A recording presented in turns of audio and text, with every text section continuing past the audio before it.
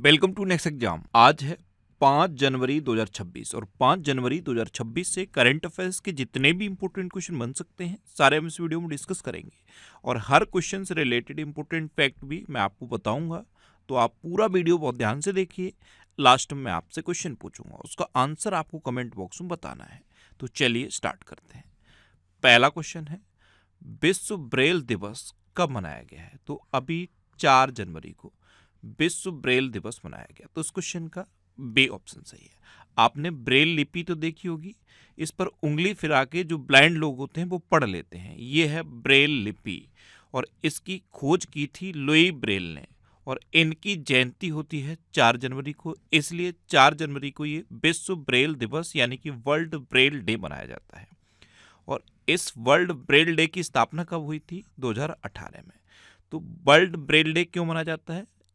Actual में जो Braille लिपि है उसकी खोज की लुई ब्रेल ने और लुई ब्रेल की जयंती होती है 4 जनवरी को, इसलिए 4 जनवरी को ये वर्ल्ड ब्रेल डे मनाया जाता है। अच्छा, अभी 1 जनवरी को वैश्विक परिवार दिवस मनाया गया, 2 जनवरी को विश्व अंतर्मुखी दिवस मनाया गया और 3 जनवरी को अंतर्राष्ट्रीय मन शरीर कल्याण दिवस मनाया गया। तो जनवरी में अब तक इतने इंपोर्टेंट डे मनाए गए हैं। अच्छा, जैसे ही इंपोर्टेंट डे की बात आए, अभी सबसे इंपोर्टेंट डे है 23 सितंबर। याद रखो, 23 सितंबर को आयुष दिवस घोषित किया गया है। मैं आपको हमेशा बताता हूँ, पहले ये जो आयुष दिवस है ये दिवाली पे धनतेरस पे मनाया जाता था। दिवाली पे जो धनतेरस का त्यौहार होता है उस दिन मनाया जाता था और धनतेरस हिंदू कैलेंडर के अकॉर्डिंग तिथि के हिसाब से मनाई जाती है और तिथि की कोई फिक्स डेट नहीं होती। अब इसके लिए फिक्स डेट कर दी गई है, हर साल 23 सितंबर को ये आयुष दिवस मनाया जाएगा। अच्छा, 23 सितंबर सुना तो सितंबर के ही महीने में एक और इम्पोर्टेंट डे होता है 16 सितंबर को। याद है कौन सा होता है? 16 सितंबर को ओजोन दिवस मनाया जाता है। बहुत एग्जाम में पूछा जाता है, याद रखना। ओजोन दिवस कब मनाया जाता है? 16 सितंबर को। ये सितंबर आया इसलिए तुरंत माइंड में आना चाहिए। और एक और इम्पोर्टेंट डे आप याद रखो, 19 नवंबर। 19 नवंबर को विश्व शौचालय दिवस मनाया जाता है। अच्छा, अभी दिसंबर का महीना कंप्लीट हुआ है ना, तो दिसंबर के महीने के इम्पोर्टेंट डे मैं आपको रिवाइज करा देता हूँ। दिसंबर में सबसे पहले आप याद रखो 4 दिसंबर। 4 दिसंबर को अंतर्राष्ट्रीय चीता दिवस मनाया जाता है और 4 दिसंबर के बाद याद रखो 10 दिसंबर। 10 दिसंबर को ह्यूमन राइट्स डे मनाया जाता है यानी कि मानवाधिकार दिवस। और 10 दिसंबर के बाद सीधा आप 18 दिसंबर याद रखो। 18 दिसंबर को 3 इंपॉर्टेंट डे होते हैं। एक तो अंतर्राष्ट्रीय प्रवासी दिवस होता है, दूसरा अरबी भाषा दिवस होता है और तीसरा अल्पसंख्यक दिवस होता है। तो ये 3 इंपॉर्टेंट डे 18 दिसंबर को मनाए जाते हैं। 18 दिसंबर के बाद 19 दिसंबर याद रखो। 19 दिसंबर 1961 को क्या हुआ था? गोवा पुर्तगाल से मुक्त हुआ था, इसलिए गोवा मुक्ति दिवस 19 दिसंबर को मनाया जाता है। अब गोवा सुन के गोवा स्थापना दिवस याद आना चाहिए। गोवा स्थापना दिवस कब मनाया जाता है? 23 मई को। और जैसे ही 23 मई याद आया तो तुरंत 31 मई माइंड में आना चाहिए। 31 मई को क्या मनाया जाता है? विश्व तंबाकू निषेध दिवस। और तंबाकू सुना तो क्या याद आना चाहिए? तंबाकू के उत्पादन में चाइना नंबर 1 पे है। अब जैसे ही तंबाकू के उत्पादन में चाइना बताता हूं तो तुरंत माइंड में वो मैप वाली इमेज आ जानी चाहिए कि स्टील के उत्पादन में भी तो चाइना नंबर 1 पे है। ये लिंक करके याद करने की टेक्निक होती है। आप एक चीज को दूसरी चीज से लिंक करो, दूसरी चीज को तीसरी चीज से लिंक करो और आपको बहुत सारी चीजें याद हो जाएंगी। आप रेगुलर इस वीडियो को देखते रहो, ये हैबिट मैं आपकी डेवलप करा दूंगा। आपको इतनी चीजें लिंक करके याद हो जाएंगी कि आप खुद भी नहीं सोच सकते। अच्छा, 19 दिसंबर से ही 19 नवंबर याद कर लो। 19 दिसंबर से जस्ट एक महीने पहले 19 नवंबर होता है और 19 नवंबर को शौचालय दिवस मनाया जाता है। अच्छा, 19 दिसंबर के बाद आप 21 दिसंबर याद रखो। 21 दिसंबर को विश्व ध्यान दिवस मनाया जाता है, वर्ल्ड मेडिटेशन डे। मैंने आपको बताया, ये आप रिवर्स करके याद कर सकते हो। 21 दिसंबर से जस्ट 6 महीने पहले 21 जून को अंतर्राष्ट्रीय योग दिवस मनाया जाता है और सबको याद है कि अंतर्राष्ट्रीय योग दिवस कब होता है? 21 जून को। यहाँ रिवर्स करके याद करने का मतलब ये है, 21 जून के जस्ट 6 महीने बाद आप याद कर लो 21 दिसंबर को विश्व ध्यान दिवस यानी कि वर्ल्ड मेडिटेशन डे मनाया जाता है। यानी कि 21 जून को आप योगा करते हो और 21 दिसंबर को आप ध्यान करते हो। इस तरह से याद कर लो। 21 दिसंबर के बाद आप याद रखो 23 दिसंबर, और 23 दिसंबर को चौधरी चरण सिंह जी की जयंती होती है और इनकी जयंती को किसान दिवस के रूप में मनाया जाता है। और 23 दिसंबर के बाद क्या याद रखना है, 25 दिसंबर। 25 दिसंबर को अटल बिहारी वाजपेयी जी की जयंती होती है। इस बार अटल बिहारी वाजपेयी जी की 101वीं जयंती बनाई गई और 101वीं जयंती पर स्पेशल क्या है, लखनऊ में राष्ट्र प्रेरणा स्थल का उद्घाटन हुआ है। कहाँ हुआ है, लखनऊ में। अब लखनऊ सुन के कुछ याद आएगा, लखनऊ गोमती नदी के किनारे स्थित है। और लखनऊ से सबसे इंपॉर्टेंट फैक्ट, ये यूनेस्को की क्रिएटिव सिटी ऑफ गैस्ट्रोनॉमी में शामिल हो गया है। अब यहाँ पे तुरंत माइंड में आपके क्लिक करेगा कि ये तो दूसरा शहर है जो यूनेस्को की क्रिएटिव सिटी ऑफ गैस्ट्रोनॉमी शामिल हुआ है। भारत का एक और शहर है जो इससे पहले शामिल हो चुका है, कौन सा है, हैदराबाद। हैदराबाद भारत का पहला शहर है जो यूनेस्को की क्रिएटिव सिटी ऑफ गैस्ट्रोनॉमी में शामिल हुआ है।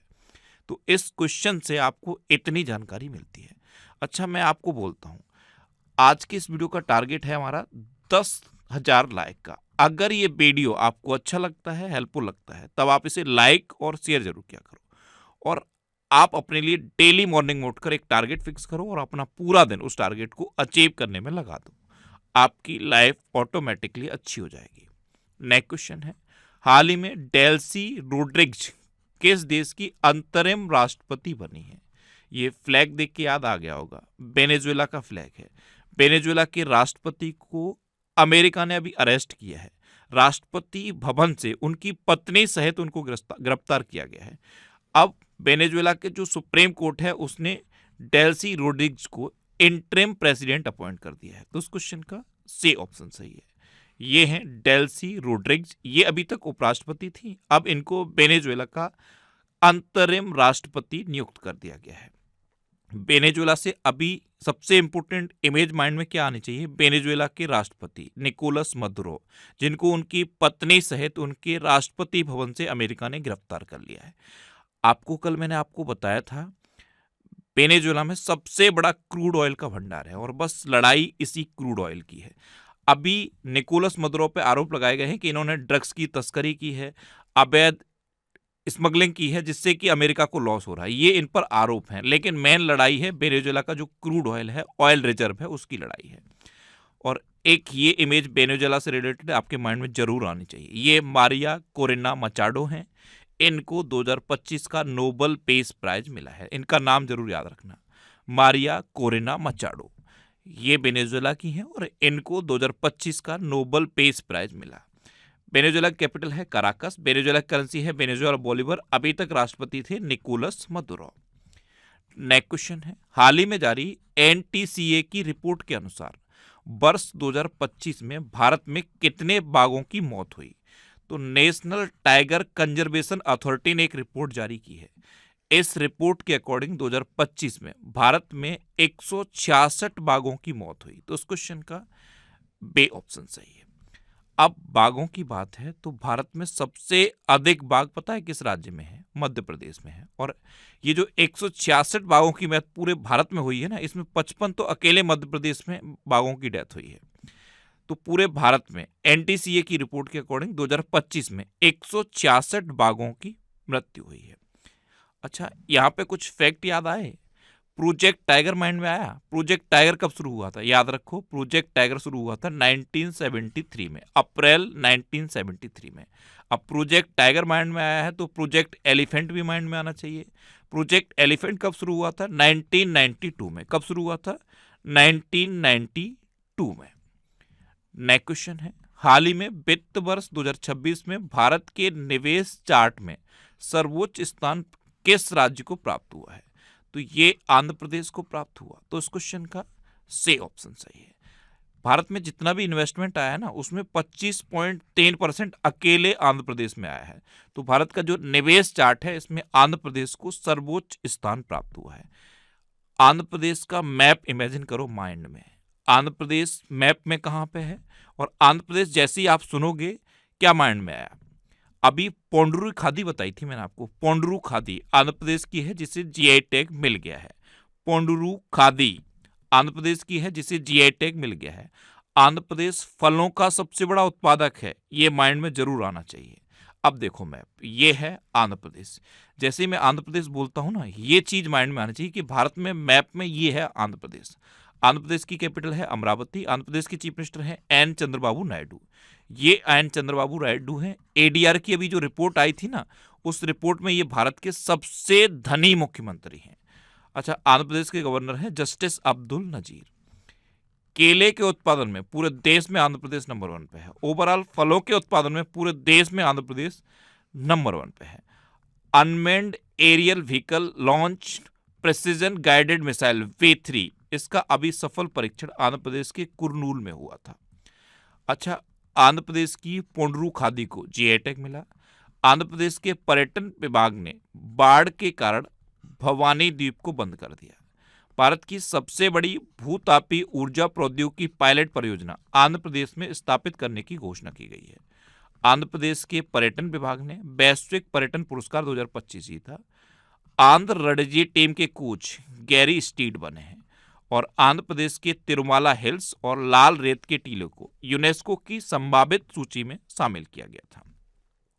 अच्छा, आंध्र प्रदेश तिरुपति में एक स्पेस सिटी बनाएगा। आंध्र प्रदेश में जो तिरुपति है वहां पे एक स्पेस सिटी बनाएगा आंध्र प्रदेश। आंध्र प्रदेश पोंडरू खादी, ये जरूर याद रखना, पोंडरू खादी ये मोस्ट इंपोर्टेंट है अभी के लिए। भारत का सबसे बड़ा केंद्रीय पुस्तकालय आंध्र प्रदेश में स्थापित होगा, ये याद रखना। और एक और फैक्ट मैं आपको बताता हूँ, शिक्षा को बढ़ावा देने के लिए आंध्र प्रदेश में एक योजना शुरू की गई थी। उस योजना का नाम याद है? आंध्र प्रदेश में शिक्षा को बढ़ावा देने के लिए एक योजना शुरू की गई थी, थल्लिकी बंधनम योजना। याद रखना, कौन सी योजना? थल्लिकी बंधनम योजना। नेक्स्ट क्वेश्चन है, हाल ही में भारत का पहला सरकारी अस्पताल आधारित AI क्लिनिक कहाँ स्थापित किया गया है? तो ये ग्रेटर नोएडा में स्थापित किया गया है। तो उस क्वेश्चन का डी ऑप्शन सही है। Government institute of medical science ने भारत का पहला सरकारी अस्पताल आधारित AI क्लिनिक ग्रेटर नोएडा में स्थापित किया है। अच्छा, ग्रेटर नोएडा सुना तो नोएडा से रिलेटेड एक फैक्ट मैंने आपको बताया था। ये जो आपके मोबाइल में टेम्पर्ड ग्लास लगा है ना, इसकी भारत की पहली और सबसे बड़ी फैक्ट्री नोएडा में स्थापित हुई है, याद रखना। नेक्स्ट क्वेश्चन है, किस राज्य सरकार ने स्कूलों में अखबार पढ़ना अनिवार्य किया है? तो अब राजस्थान ने भी स्कूलों में अखबार पढ़ना अनिवार्य कर दिया है। तो उस क्वेश्चन का बी ऑप्शन सही है। इससे पहले एक राज्य है जो अपने सरकारी स्कूलों में मॉर्निंग असेंबली में अखबार पढ़ना अनिवार्य कर चुका है। पता है कौन सा राज्य है? मैंने आपको बताया था, उत्तर प्रदेश। और उत्तर प्रदेश के बाद अब ये दूसरा राज्य बन गया है राजस्थान, जिसने अपने सभी सरकारी स्कूलों में मॉर्निंग असेंबली में अखबार पढ़ना अनिवार्य कर दिया है। अब राजस्थान तो मैप में आया माइंड में राजस्थान। एक तो सबसे पहली इमेज आनी चाहिए कि ये क्षेत्रफल की दृष्टि से सबसे बड़ा राज्य है राजस्थान। राजस्थान का एक NGO है, अभी मैं बताऊंगा आपको। देखो, ये है राजस्थान। राजस्थान की कैपिटल है जयपुर। राजस्थान के चीफ मिनिस्टर हैं भजनलाल शर्मा और राजस्थान के गवर्नर हैं हरे भाऊ किशन राव बागड़े। ये इमेज जैसे ही राजस्थान में बोलूं आपके माइंड में आनी चाहिए और ये आने लगेगी। बस इस वीडियो को आप मॉर्निंग में देखने की हैबिट बना लो और रेगुलरिटी मेंटेन करना। जैसे मैं इस वीडियो को कंटिन्यू अपलोड कर रहा हूं, आज 2856वां वीडियो है। लगातार 2856 दिन से मैं कंटिन्यू वीडियो को अपलोड कर रहा हूं। तो आप तो एग्जाम की तैयारी कर रहे हो, आपको अपनी कंटिन्यूटी मेंटेन करनी है। बस इतनी हैबिट बना लो, मॉर्निंग में बिस्तर छोड़ने से पहले 25 से 30 मिनट अपने लिए निकालो और इस वीडियो को आप देखते रहो। आपके एग्जाम में करंट अफेयर्स का एक सिंगल भी क्वेश्चन गलत नहीं होगा। अच्छा, मैं राजस्थान बोलूंगा तो क्या माइंड में आएगा? ये इमेज आएगी। राजस्थान का एक NGO है एजुकेट गर्ल्स, वो माइंड में आना चाहिए। अभी के लिए सबसे इंपॉर्टेंट क्वेश्चन है एजुकेट गर्ल्स, उसको रमन मैग्सेसे पुरस्कार मिला है। राजस्थान का NGO है एजुकेट गर्ल्स, जिसे 2025 का रमन मैग्सेसे पुरस्कार मिला है। अच्छा, राजस्थान ने चिकित्सा शिक्षा के लिए स्वास्थ्य संवाद लॉन्च किया। राजस्थान की सिलीसेट झील, ये अभी के लिए सबसे इंपॉर्टेंट है। ये भारत की 96वीं रामसर साइट बन गई। अभी बिहार से 3 रामसर साइट जुड़े, राजस्थान से 1 और छत्तीसगढ़ से 1, और टोटल अब भारत में कितनी रामसर साइट हो गई हैं? 96। अब मैं आपसे यहाँ पे क्वेश्चन पूछ रहा हूँ, आज का पहला क्वेश्चन, बिहार की जो 3 रामसर साइट अभी जुड़ी हैं उनका नाम लिखो। बिहार की जो 3 रामसर साइट जुड़ी हैं उनका नाम लिखो। मैंने बहुत आपको बताई हैं, बहुत बार रिवाइज कराया है। जब भी भारत की मैप को मैंने दिखाया है, हर बार आपको रिवाइज कराया है। अब ये आपका आज का पहला क्वेश्चन है, इसका आंसर आपको लिखना है। रक्षा मंत्री राजनाथ सिंह ने जैसलमेर में सौर्य वन का उद्घाटन किया। सौर्य वन का उद्घाटन कहाँ किया? जैसलमेर में। एक और क्वेश्चन है, सौर्य वाटिका राजस्थान से ही रिलेटेड है। राजस्थान का जो विधानसभा है उसमें सौर वाटिका स्थापित की जाएगी, याद रखना। 5वें खेलो इंडिया यूनिवर्सिटी गेम्स राजस्थान में आयोजित किए गए। मरुस्थलीय मृदा निर्माण तकनीक का उपयोग करके राजस्थान में पहली बार गेहूं की खेती की गई। राजस्थान के पहले नमो बायोडायवर्सिटी पार्क का उद्घाटन अलवर में किया गया। सुप्रीम कोर्ट ने एस्बेस्टस उत्पाद के लिए राजस्थान की जो वैट छूट थी उसे रद्द कर दिया। राजस्थान की विधानसभा में धर्मांतरण विरोधी विधेयक 2025 पारित हुआ। अच्छा, राजस्थान की एक तो ये सिलीसेट झील है, ये 96वीं रामसर साइट बनी है और 2025 में ही राजस्थान की 2 और रामसर साइट घोषित हुई थी, याद है?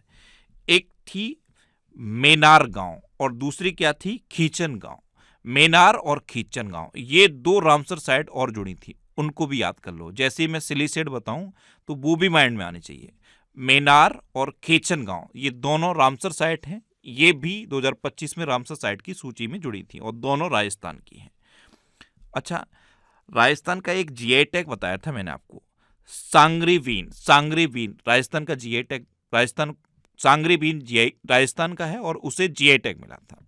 अच्छा, राजस्थान में सरिस्का नेशनल पार्क है, रणथंभौर नेशनल पार्क है, केवलादेव घाना पक्षी विहार है और मुकुंदरा हिल टाइगर रिजर्व है। इतना आपको राजस्थान के बारे में याद रखना है। नेक्स्ट क्वेश्चन है, 3 जनवरी 2026 को सावित्रीबाई फुले की कौन सी जयंती मनाई गई? अभी 195वीं जयंती मनाई गई है 3 जनवरी 2026 को।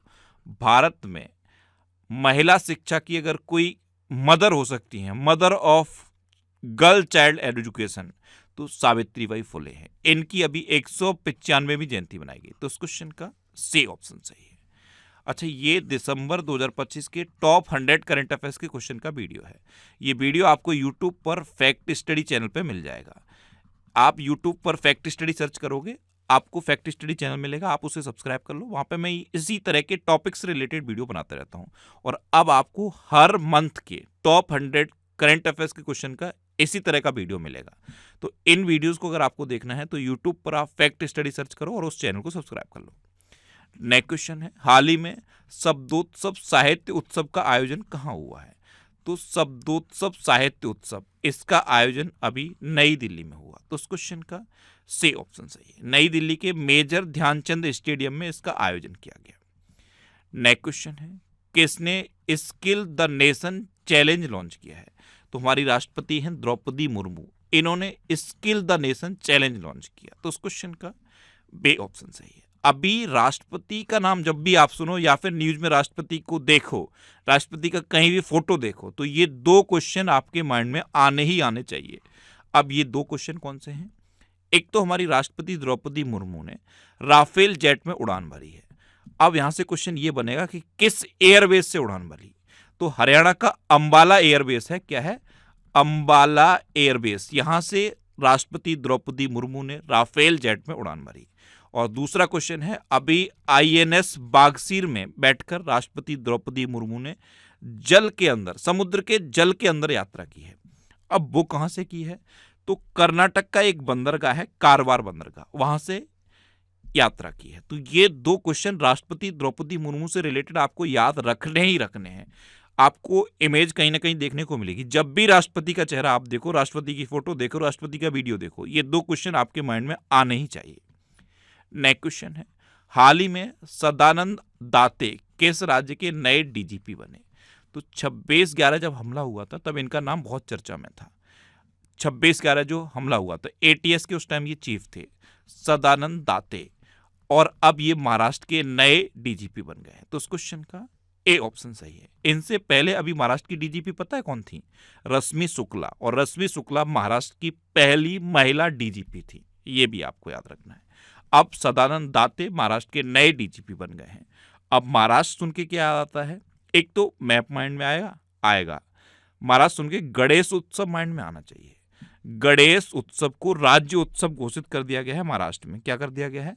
गणेश उत्सव को राज्य उत्सव घोषित कर दिया गया है। देखो, ये है महाराष्ट्र। महाराष्ट्र की कैपिटल है मुंबई। महाराष्ट्र की चीफ मिनिस्टर हैं देवेंद्र फडणवीस और महाराष्ट्र के गवर्नर हैं आचार्य देवव्रत। वैसे आचार्य देवव्रत गुजरात के गवर्नर हैं, लेकिन अभी इन पर महाराष्ट्र के गवर्नर का एडिशनल चार्ज है। प्याज और अंगूर, इन दोनों के उत्पादन में महाराष्ट्र पूरे देश में नंबर 1 पे है। क्षेत्रफल की दृष्टि से ये तीसरा सबसे बड़ा राज्य है और जनसंख्या की दृष्टि से दूसरा सबसे बड़ा राज्य है। अडानी समूह ने पुणे में शरद चंद्र पावर कृत्रिम बुद्धिमत्ता उत्कृष्टता केंद्र का शुभारंभ किया। भारत की सबसे बड़ी प्राचीन गोलाकार पत्थर की भूल भुलैया ये महाराष्ट्र में खोजी गई है। महाराष्ट्र के सांगली में एक समर्पित किसमिस अनुसंधान केंद्र स्थापित किया जाएगा। ग्लोबल बैंकिंग दिग्गज जेपी मॉर्गन ने मुंबई में एशिया का सबसे बड़ा ग्लोबल कैपेबिलिटी सेंटर स्थापित करने की घोषणा की है। महाक्राइम ओएस एआई ये महाराष्ट्र में शुरू हुआ है और किसने शुरू किया है? माइक्रोसॉफ्ट ने। अच्छा, महाराष्ट्र सरकार ने नए कानून के साथ सदियों पुरानी पगड़ी प्रथा को खत्म कर दिया है। महाराष्ट्र ने अंडर 13 फुटबॉल प्रतिभाओं के लिए प्रोजेक्ट महादेवा लॉन्च किया। देखो, महाराष्ट्र में उजानी बांध है, जायकवाड़ी बांध है, कोयना बांध है, नावेगांव, नागजीरा, सह्याद्री, मेलघाट, तड़ोबा और अंधेरी बोर टाइगर रिजर्व है। कृषि के क्षेत्र में सौर ऊर्जा का उपयोग करने वाला देश का सबसे अग्रणी राज्य है महाराष्ट्र। अगर आपसे पूछा जाए कि कृषि के क्षेत्र में सौर ऊर्जा के मामले में कौन सा राज्य शीर्ष पर रहा है, तो आंसर हो जाएगा महाराष्ट्र। अच्छा, ये करंट अफेयर्स की बुक है, इसका ये 8th एडिशन लॉन्च हो गया है। 8th एडिशन हिंदी और इंग्लिश दोनों लैंग्वेज में है। आप जिस भी लैंग्वेज में कंफर्टेबल हो उस लैंग्वेज की बुक ले सकते हो। और मैंने ये कुछ और बुक्स लॉन्च की हैं। अगर आप यूपीएसआई के एग्जाम की तैयारी कर रहे हो तो ये यूपीएसआई की बुक्स हैं, और अगर आप यूपी में जो होमगार्ड की भर्ती होनी है उसके लिए तैयारी कर रहे हो तो ये बुक्स हैं। ये सारी बुक्स आपको आपके सिटी में मिल जाएगी। ये जो सिटीज़ की लिस्ट है ना, इस लिस्ट में आप अपने सिटी का नाम देखो, आपके सिटी के नाम के आगे जिस भी बुक शॉप का नाम दिया है आप उस पर कॉन्टैक्ट करो, आपको ये बुक्स मिल जाएंगी। वैसे ये बुक अमेजन और फ्लिपकार्ट पे अवेलेबल हैं, तो आप इनको ऑनलाइन भी ले सकते हो। नेक्स्ट क्वेश्चन है, किसे झारखंड उच्च न्यायालय के मुख्य न्यायाधीश के रूप में नियुक्त किया गया? तो केंद्र सरकार ने अब जस्टिस महेश शरद चंद्र सोनाक को झारखंड उच्च न्यायालय के चीफ जस्टिस के रूप में मंजूरी दे दी है। तो उस क्वेश्चन का सी ऑप्शन सही है। हाई कोर्ट के चीफ जस्टिस की बात है तो कल एक ये नाम मैंने आपको बताया था, जस्टिस संगम कुमार साहू, ये पटना हाई कोर्ट के नए चीफ जस्टिस बने हैं। एक ये भी नाम तो बताया था, जस्टिस सौमेन सेन। जस्टिस सौमेन सेन ये किस हाई कोर्ट के चीफ जस्टिस बने हैं? ये केरल हाई कोर्ट के चीफ जस्टिस बने हैं। और मैंने आपको तीसरे चीफ जस्टिस भी बताए थे, उनका नाम आपको बताना है। मैंने आपको मेघालय जो हाई कोर्ट है उसके चीफ जस्टिस का नाम भी कल भी बताया था। ये आज का आपका दूसरा क्वेश्चन होगा, इनका नाम आप बताओ, मेघालय हाई कोर्ट के नए चीफ जस्टिस कौन बने हैं? अच्छा, अजय सिंघल को हरियाणा का नया डीजीपी नियुक्त किया गया। अटल स्मृति न्यास का अध्यक्ष एम वेंकैया नायडू को नियुक्त किया गया। पीवी सिंधु ये badminton world federation athletes commission की चेयरपर्सन चुनी गई। सलीम अहमद ने रेल विकास निगम लिमिटेड के सीएमडी के रूप में कार्यभार संभाल लिया है। आईआईएफएल फाइनेंस ने बीपी कानूनगो को अपना चेयरमैन नियुक्त किया। शाश्वत शर्मा ये एयरटेल इंडिया के एमडी एंड सीईओ बने। आईएमए से ग्रेजुएट होने वाली पहली महिला अधिकारी साई जाधव बनी है। और रवि रंजन ने एसबीआई के मैनेजिंग डायरेक्टर के तौर पर कार्यभार संभाल लिया है। कल मैंने आपको बताया था एफसीआई के अभी प्रमुख कौन बने हैं। Food Corporation of India Ravindra Kumar Agarwal इसके प्रमुख बने हैं। एनआईए के प्रमुख कौन बने हैं ये भी बताया था। एनआईए के प्रमुख कौन बने हैं? राकेश अग्रवाल। और मैंने आपको पीएनबी हाउसिंग फाइनेंस के एमडी एंड सीईओ का नाम बताया था, वो कौन है? अजय कुमार शुक्ला। अब मैं आपसे एक क्वेश्चन पूछ रहा हूं, आज का तीसरा क्वेश्चन, बीएसएफ के महानिदेशक कौन बने हैं? कमेंट बॉक्स में बताओ, बीएसएफ के महानिदेशक कौन बने हैं? ये आज का आपका तीसरा क्वेश्चन है, इनका नाम आपको बताना है। नेक्स्ट क्वेश्चन है, अग्नि 5 इंटरकॉन्टिनेंटल बैलिस्टिक मिसाइल का सफल रात्रिकालीन परीक्षण कहाँ किया गया? तो ये उड़ीसा में जो व्हीलर द्वीप है, जिसका नाम बदल के एपीजे अब्दुल कलाम द्वीप रखा गया है, उसी द्वीप पर यह सफल परीक्षण हुआ है। तो उस क्वेश्चन का बे ऑप्शन सही है। अब उड़ीसा मैप में याद आया, और उड़ीसा सुन के क्या याद आता है? काई चटनी सबसे पहले माइंड में आनी चाहिए। उड़ीसा में चींटियों से एक चटनी बनती है काई चटनी, जिसको जीआई टैग मिला था। काई चटनी। उड़ीसा के हथकरघा उद्योग की ब्रांड एम्बेसडर का नाम मैंने आपको बताया था, कौन बनी है? माधुरी दीक्षित। और उड़ीसा में एक उत्सव मनाया जाता है नुआखाई उत्सव, वो भी मैंने आपको बताया था। देखो, ये है उड़ीसा। उड़ीसा की कैपिटल है भुवनेश्वर। उड़ीसा के चीफ मिनिस्टर हैं मोहन चरण मांझी और उड़ीसा के गवर्नर हैं डॉक्टर हरिबाबू कंबमपति। अच्छा, 18वां प्रवासी भारतीय दिवस सम्मेलन ये उड़ीसा में हुआ। भारत के सबसे बड़े सार्वजनिक क्षेत्र के ग्रीन हाइड्रोजन प्लांट का उद्घाटन उड़ीसा में किया गया। अनु गर्ग को उड़ीसा की पहली महिला मुख्य सचिव नियुक्त किया गया। आकाश नेक्स्ट जनरेशन मिसाइल सिस्टम का सफल ट्रायल उड़ीसा के चांदीपुर में किया गया। 11 दिवसीय उत्सव धनु यात्रा ये उड़ीसा में हुआ। उड़ीसा क्षेत्रीय एआई इम्पैक्ट कॉन्फ्रेंस की मेजबानी करेगा। उड़ीसा के 2 समुद्र तट सोनापुर बीच और गोल्डन बीच को अंतर्राष्ट्रीय ब्लू फ्लैग प्रमाणन मिला। उड़ीसा सरकार ने कृषि उपकरणों को महिलाओं के अनुकूल बनाने के लिए स्टैंडर्ड ऑपरेटिंग प्रोसीजर जारी किया। अच्छा, उड़ीसा में रसेकुलिया बीच है, गोल्डन बीच है, सुनावेड़ा वाइल्ड लाइफ सेंचुरी है, कोठागढ़ वाइल्ड लाइफ सेंचुरी है, नलवन वाइल्ड लाइफ सेंचुरी है, बैसीपल्ली वाइल्ड लाइफ सेंचुरी है, गहिर मठ वाइल्ड लाइफ सेंचुरी है और चिल्का लेक है। चिल्का लेक भारत की सबसे बड़ी खारे पानी की लेक है। उड़ीसा में लिंगराज टेम्पल है, कोणार्क टेम्पल है और जगन्नाथ टेम्पल है।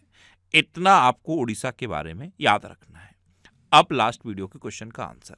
लास्ट वीडियो मैंने आपसे क्वेश्चन पूछा था कि कुशावती किस राज्य का तीसरा जिला बना, तो ये गोवा का तीसरा जिला बना, यानी कि इस क्वेश्चन का सी ऑप्शन सही था। और लगभग सभी स्टूडेंट ने इसका आंसर सही दिया। मोस्टली स्टूडेंट ने इसके बारे में डिटेल में लिखा। मैं आपको एक बार फिर बोलूंगा, क्वेश्चन के बारे में आपको जितना ज्यादा से ज्यादा पता हो आप लिखा करो, क्योंकि जो चीजें आप लिख देते हो फिर उन्हें आप कभी नहीं भूलते।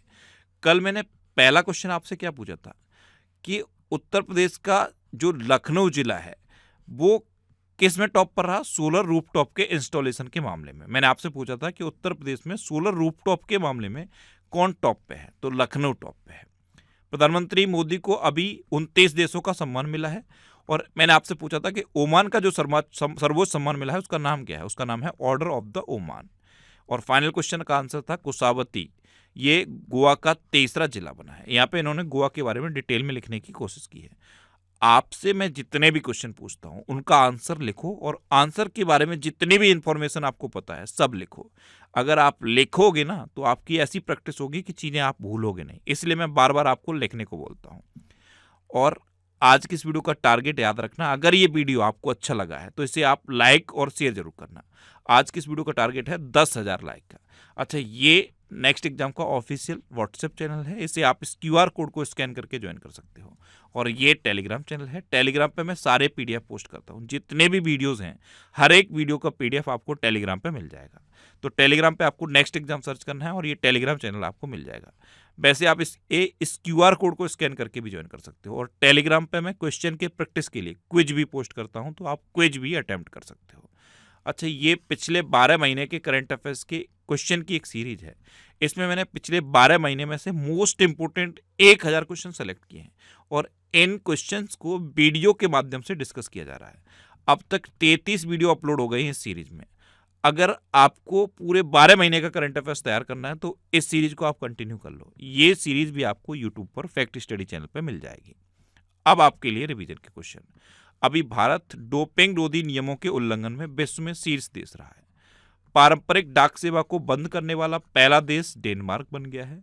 भारत का पहला वन विश्वविद्यालय ये गोरखपुर में स्थापित होगा।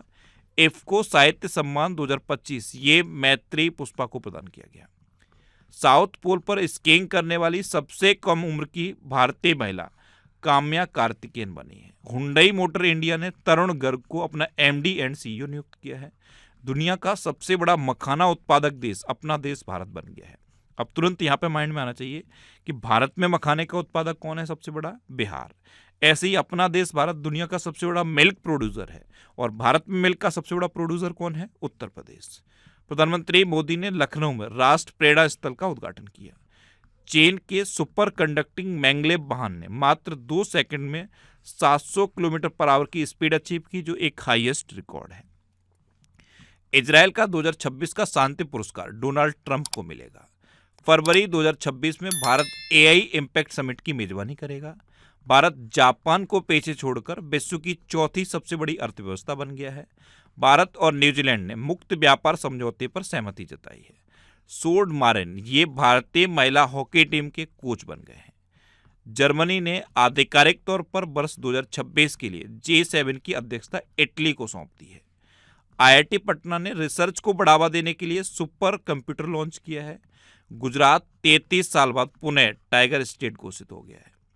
भारतीय वायुसेना के vice chief of air staff का पद एयर मार्शल नागेश कपूर ने संभाला है। और रामानुजन डिजिटल संग्रहालय का आधिकारिक उद्घाटन अभी तमिलनाडु में किया गया। अब आपके लिए आज का क्वेश्चन है, किसे पटना हाई कोर्ट का मुख्य न्यायाधीश नियुक्त किया गया। 4 ऑप्शन दिए गए हैं, इनमें से आपको अपना आंसर बताना है। और इसके अलावा हम हमारे फेसबुक पेज पर previous year question daily post करते हैं, तो आप फेसबुक पर नेक्स्ट एग्जाम सर्च करके हमारा फेसबुक पेज ज्वाइन कर सकते हैं, क्योंकि प्रीवियस ईयर क्वेश्चन आपको बहुत हेल्प करते हैं। अगर आपको किसी क्वेश्चन में कोई डाउट होता है या आपको अपने करियर से रिलेटेड भी कोई प्रॉब्लम है, तो आप इंस्टाग्राम, फेसबुक और एक्स पर इंद्रेश आरसी सर्च करके आप मेरे साथ जुड़ सकते हैं और कोई भी डाउट, कोई भी confusion without any hesitation discuss कर सकते हैं। तो ये था आज का हमारा करंट अफेयर्स का वीडियो। आपको ये वीडियो कैसा लगा प्लीज़ कमेंट बॉक्स में जरूर बताना। और अगर अभी तक भी आपने हमारे इस चैनल को सब्सक्राइब नहीं किया है तो इसे आप सब्सक्राइब कर लीजिए। आपको इस चैनल से निश्चित ही मदद मिलेगी। जब भी आपसे सब्सक्राइब करेंगे तो बराबर में एक बेल आइकन बन के आएगा, आप उस बेल आइकन पर जरूर क्लिक कर लें, जिससे कि आपको डेली मॉर्निंग में करंट अफेयर्स की वीडियो मिलती रहे। Next exam always with you. Thanks for watching.